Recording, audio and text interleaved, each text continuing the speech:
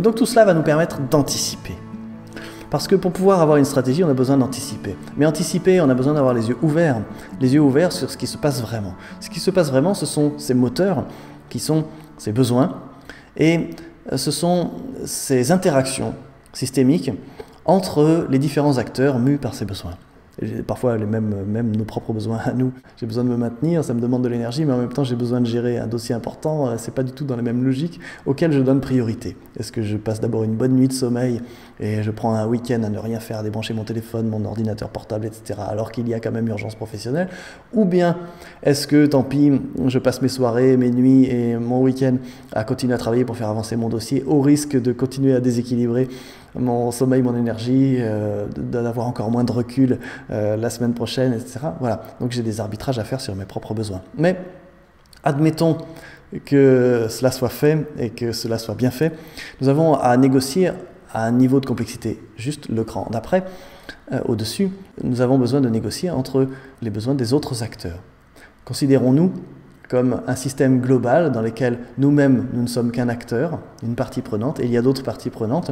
Et pour que ce système global avance, eh bien, nous allons devoir négocier entre les besoins de tous les acteurs. Un bras ne peut pas être en pleine forme pendant qu'une jambe est malade. C'est l'organisme complet qui, s'il veut faire une randonnée, s'il veut avancer, s'il veut faire une performance sportive, a besoin d'être complètement en forme. Donc, nous avons besoin que les différentes parties prenantes puissent nourrir leurs besoins. Négocier les besoins, ça ne veut pas dire tirer au rabais vers le bas, d'accord, j'accepte qu'on ne nourrisse pas tel besoin, je ne vais pas te demander telle et telle chose, en contrepartie, toi tu acceptes de mettre un peu un mouchoir sur tes besoins, etc. Quand on fait ça, on fait en sorte que personne ne soit satisfait et que personne ne puisse fonctionner intelligemment, durablement, parce que les besoins n'étant pas satisfaits, eh bien, l'intégrité de chaque acteur est fragilisée, sa marge de manœuvre aussi, l'élégance de ses réactions est sérieusement battue en brèche et on ne peut pas avancer. Si on veut vraiment anticiper des négociations constructives, on a besoin d'anticiper sur quels seront les besoins qui, implicitement, mais très concrètement, seront réunis autour de la table. Si c'est une table, évidemment, je prends l'image de la table, mais moi j'aime bien les négociations quand il n'y a pas de meubles au milieu. Et de chercher comment on pourra créer le contexte qui permettra de satisfaire en même temps ces différents besoins. Et là encore, il y a plusieurs pistes possibles. On ne va pas détailler, mais il y a plusieurs pistes possibles qui mènent à des choses très, très constructives. Nous avons besoin de cultiver une vision globale. On a besoin de nous poser la question, notre système global dont nous sommes tous partie prenante, mais seulement partie prenante, c'est un système pourquoi? Quelle est sa finalité? C'est un système pour résoudre telle question sociale? Un système pour prendre en charge, etc. L'expérience montre que dans des organisations avec des personnes très compétentes, très expérimentées, quand on leur pose cette question, finalement, votre équipe ou votre service, c'est un système pour quoi faire? Quelle est la finalité? Eh bien, on peut avoir des heures de discussion avant d'être tombé sur une formulation. Parfois, ça ne prendra pas des heures, mais ça peut prendre une matinée entière de discussion ou une journée d'échanges très très riches, très très productifs, très très clarifiants. D'ailleurs, il se passe beaucoup de choses dans les interactions entre les acteurs sociaux et entre les personnes au moment où on est en train de faire ce travail-là. Et ces interactions produisent des ressources qui nous seront très utiles par ailleurs, après, en plus. Mais on a besoin de savoir quelle est la finalité de ce système. Et c'est loin d'être évident. La question n'est pas évidente. Posons-la en équipe et on va voir à quel point ça va vite, vite partir dans une vraie discussion très dense avant de pouvoir aboutir à une réponse. Voilà, un système pour. Et donc, on a besoin de considérer à la fois notre propre fonctionnement, le carré dont le milieu intérieur est symbolisé en jaune, avec ses propres fonctions internes nécessaires, qui sont symbolisées en orange, et sa membrane, symbolisée en bleu, autour de ce carré. On a besoin en même temps de savoir quelles sont les ressources qu'on a besoin de consommer pour fonctionner, donc les flèches entrantes, ce que nous produisons, de voulu, éventuellement de pas voulu. Nous avons besoin de nous définir des tableaux de bord qui nous permettront de savoir où on en est par rapport à ces ressources que nous consommons, et donc la satisfaction de nos besoins, et ces ressources que nous produisons, et donc l'impact que nous allons avoir sur les systèmes autour de nous. Nous avons besoin d'avoir une vision, que cette vision intègre en même temps que tout cela, la présence des autres acteurs qui sont des parties prenantes, qui peuvent être présents là, physiquement, dans la salle, ou pas, qui peuvent être à l'extérieur. Il arrive parfois qu'on fasse des interventions, et puis on travaille avec les personnes qui sont là, mais en fait certaines représentent d'autres organismes qui en sous-main ont envie de faire autre chose, de faire basculer les choses dans une autre direction qui est complètement différente de celle du travail qu'on est en train de faire avec l'équipe présente. Donc c'est bien de prendre en compte les différents acteurs. Parfois on ne le peut pas. Parfois ce serait bien que tous les acteurs aient le courage d'être à la table des négociations et d'exprimer ce qu'ils ont exprimé, plutôt que de faire les choses par derrière, ce qui arrive, ce qui nous est probablement arrivé à tous déjà. Donc faisons-nous cette vision la plus globale possible, et dans le cadre évidemment du mandat qui nous est confié. Quand on a un mandat, on ne peut pas forcément aller au-delà. On va prendre en considération ce qu'on peut prendre en considération.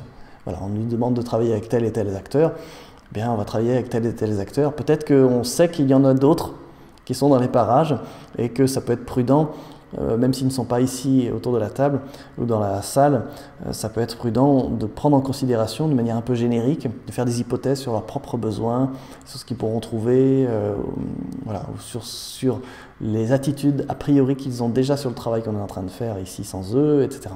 Si évidemment on peut les réintégrer dans la boucle à un moment ou à un autre, c'est encore mieux. Ce n'est pas toujours une nécessité pour autant. Voilà, donc tout cela c'est symbolisé par des petites flèches qui rentrent, ils ont aussi des besoins à nourrir. Souvenons-nous que tous les acteurs présents ont des besoins à nourrir. Et tous produisent quelque chose, sous forme d'informations, de produits, de services, d'images, de notoriété, de tout ce que vous voulez, de légitimité. Une flèche qui rentre peut être une flèche on consomme de la légitimité. Tous les organes présents sur cette image vont avoir besoin de consommer de la légitimité, vraisemblablement. Mais pas que de la légitimité, évidemment. Il y a aussi des flux de matière. Ne serait-ce que pour nourrir les gens à la cantine à midi, etc. Cette vision globale, donc, elle rassemble beaucoup d'ingrédients. Qui nous sommes, comment nous fonctionnons, ce que nous consommons, ce que nous produisons, comment ce que nous produisons a un impact sur qui produit quoi, du coup, grâce à ces besoins qui sont nourris ou pas, et quel impact ça a sur d'autres, et la réaction des autres, quel impact ça a sur nous, et quel est ce système global auquel nous contribuons, en le voulant ou sans le vouloir, en y prêtant attention ou en étant inconscient, auquel nous contribuons et qui est symbolisé par cette sorte de membrane gris clair. Prendre en compte tous ces ingrédients et tous les besoins à ces différents niveaux-là va nous permettre d'anticiper. Anticiper, c'est forcément les yeux ouverts. Les yeux ouverts, c'est forcément sur ce qui se passe. Sur ce qui se passe, c'est forcément les interactions systémiques et les besoins. Voilà. Alors évidemment, on a su s'organiser avant d'avoir les modèles systémiques sous la main, et peut-être un jour on trouvera qu'ils étaient sacrément limités. Sauf que pour aujourd'hui, en ce moment, c'est ce qu'il y a de plus construit et de plus efficace dans un monde complexe. On s'est aussi construit dans des sociétés qui ne faisaient pas face aux mêmes situations de complexité qu'aujourd'hui. Et aujourd'hui, nous sommes arrivés au bout, aux limites des façons plus anciennes, des méthodologies plus anciennes, plus analytiques, plus cartésiennes d'aborder les questions, des méthodologies qui ont eu leur pertinence sur des enjeux moins complexes.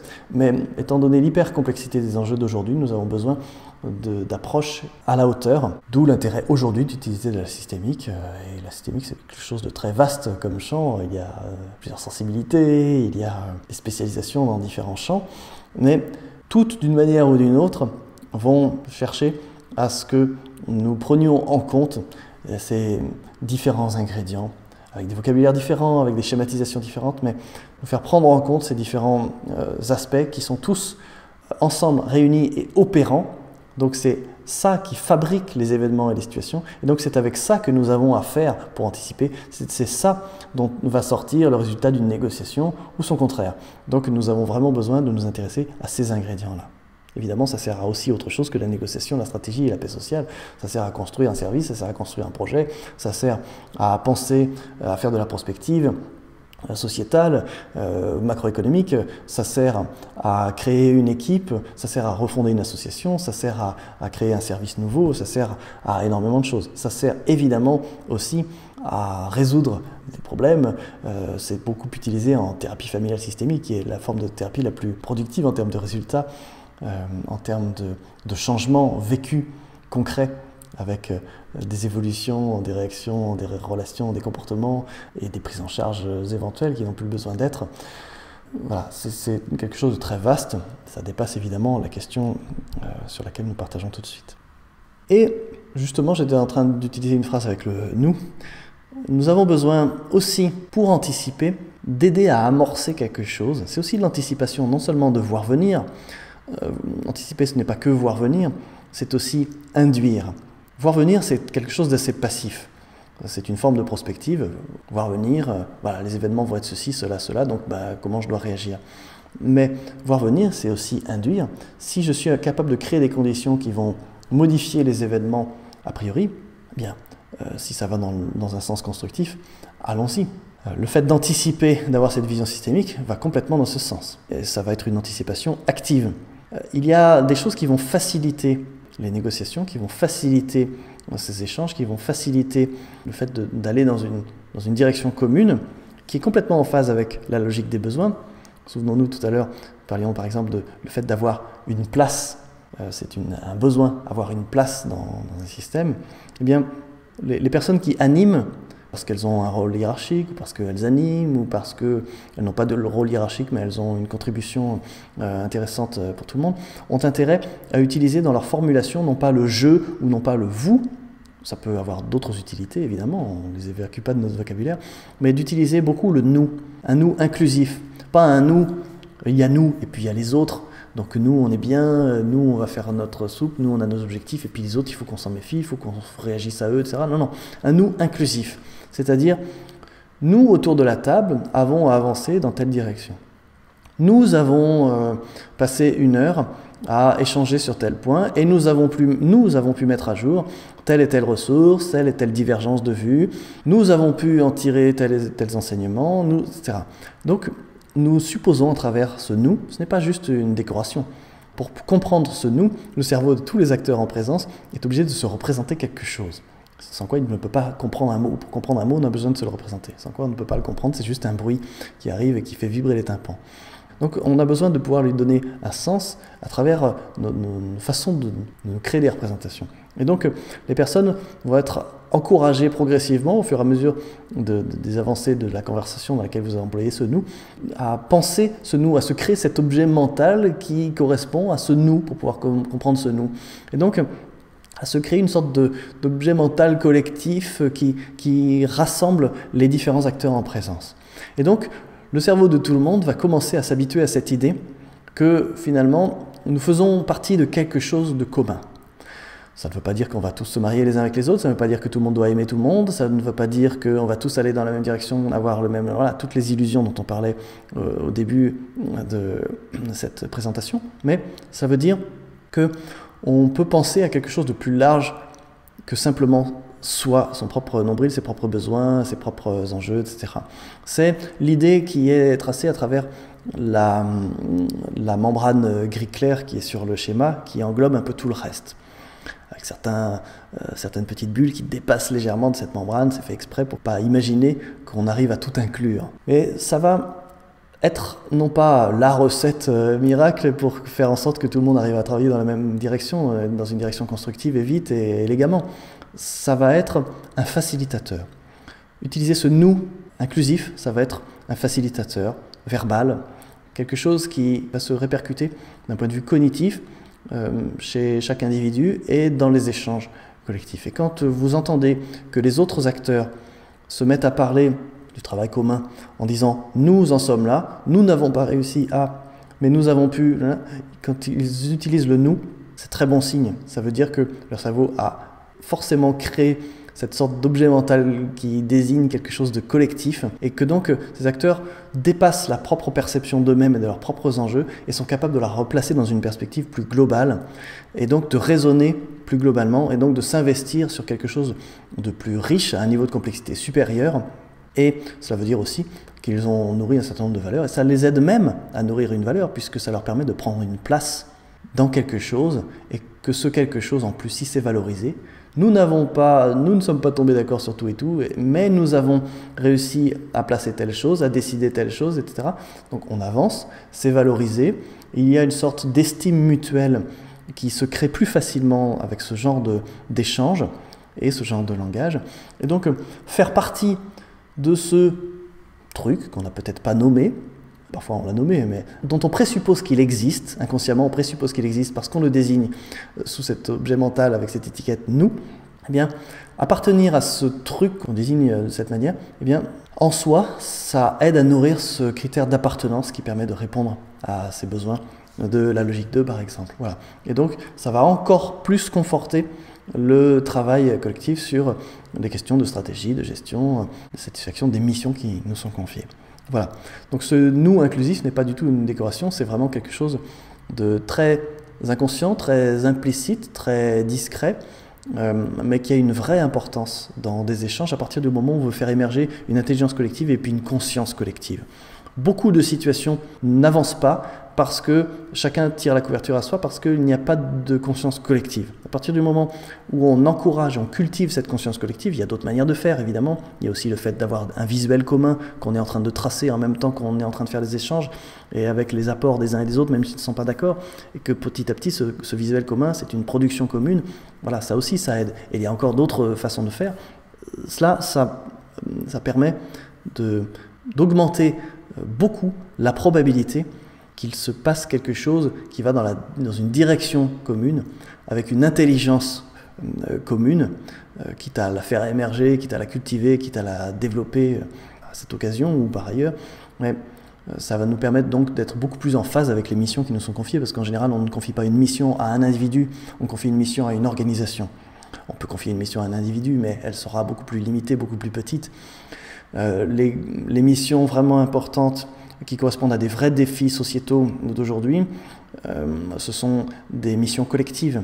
Et donc, il n'y aura pas de réponse réelle à des missions collectives tant que les acteurs se tireront déjà dessus, les uns les autres, et tireront la couverture à eux-mêmes en pensant qu'il faut qu'eux ils aient chaud, tant pis si les autres ont froid. Non, à partir du moment où il y aura une conscience collective, à partir du moment où dans nos échanges nous arrivons à cultiver cette intelligence collective, le fait qu'on appartienne, qu'on fasse partie de quelque chose qui est au-delà de chacun de nos organismes pris individuellement, une sorte de nous émergent, à partir de ce moment-là, on peut s'appuyer sur une intelligence collective, sur cette conscience collective, et on sait très bien qu'il ne s'agit pas de tirer la couverture quitte à ce que l'autre ait froid, on a besoin de tous avoir chaud en même temps, pour pouvoir être un organisme en santé suffisante pour être à la hauteur des missions qui nous sont confiées. Voilà.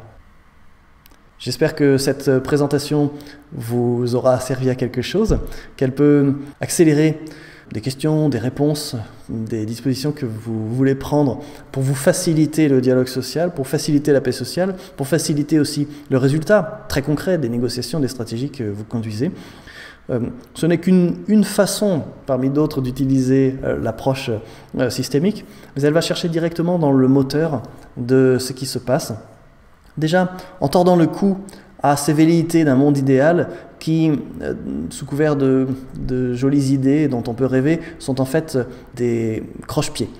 Et donc nous avons besoin de tordre le cou à ces choses-là, de les dépasser. Ce qui va nous permettre de dépasser le contrôle qui découle du fait que les autres ne soient pas comme nous, et donc qu'il faille les ramener dans le droit chemin. Donc on va abandonner cette idée de contrôle, qui est en général d'ailleurs un indicateur du fait que les besoins ne sont pas beaucoup satisfaits.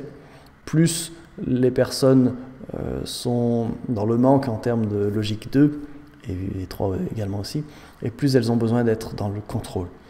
Voilà. Plus elles nourrissent leurs besoins, et moins elles ont besoin d'être dans le contrôle. Plus elles auront la capacité à aller plutôt dans une maîtrise dynamique. Cette maîtrise dynamique va permettre de trouver un positionnement sans cesse remis sur le métier, évidemment, qui est le destin de tous les organismes vivants, y compris les organismes sociaux, quelque part entre le cristal et la fumée, trouver un équilibre dynamique. Ce n'est pas un équilibre figé, c'est vraiment un équilibre dynamique. Et cela va augmenter la marge de manœuvre, et tout en cadrant les choses, parce qu'on a besoin aussi de cadrer les choses. Voilà, c'est vraiment un équilibre entre le cristal et la fumée. À aucun moment on ne penchera complètement vers l'un ou vers l'autre. Et pour pouvoir faire cela, eh bien, nous allons chercher à nourrir les besoins. On comprend que les besoins sont eux qui déterminent tout notre fonctionnement. Ce sont eux qui vont faire qu'une relation est vraiment une relation saine dans laquelle ça vaut le coup de s'investir, dans laquelle on va pouvoir aussi tirer quelque chose et apporter quelque chose. Qu'une organisation est légitime et efficace, c'est est-ce qu'elle répond ou non à ses besoins. C'est sa définition. Et donc, tant qu'on met un couvercle ou un mouchoir sur ces questions sur les besoins, eh bien, on peut faire le deuil d'avoir des organisations intelligentes et intéressantes, sauf à compenser intuitivement, évidemment. On n'a pas besoin d'avoir un modèle sur les besoins très formel, ça peut être complètement intuitif. Mais plus on arrivera au contraire à réintégrer dans nos organisations qui ont à faire face à des situations complexes ces notions de besoin et ces logiques des besoins, se maintenir, avoir une place, développer des compétences et puis développer l'organisme en tant que tel. Et plus nous serons à la hauteur de ces défis complexes qui sont des défis parfois complètement nouveaux d'aujourd'hui, qui ne se présentaient pas à d'autres époques auxquelles semblaient convenir des approches méthodologiques et conceptuelles et épistémologiques moins construites, comme l'approche cartésienne. Et puis, tout cela va nous permettre de rassembler tous ces ingrédients, nous permet vraiment d'anticiper, c'est-à-dire anticiper avec les yeux ouverts, en reliant tous ces ingrédients, ces moteurs et les interactions entre les acteurs mus par ces moteurs. Voilà. Et comment, de ça, on peut faire émerger cette intelligence collective qui prend soin de négocier entre les besoins, passe par une vision globale qui elle-même peut très bien être partagée d'ailleurs, ça aide à l'intelligence collective, visuellement en particulier, et à travers une façon d'accompagner, jusque dans les détails du langage, qui va dans ce sens, qui induit cette intelligence collective. Je ne veux pas dire qu'elle sera toujours parfaite, qu'elle sera allée aussi loin que ce qu'on veut, mais au moins on aura gagné quelques points dans ce sens-là, quelques pas dans ce sens de l'intelligence collective. Voilà. J'espère que tout cela vous sera utile dans vos investissements professionnels et sociaux, et j'aurai plaisir à vous retrouver sur d'autres présentations. À très bientôt.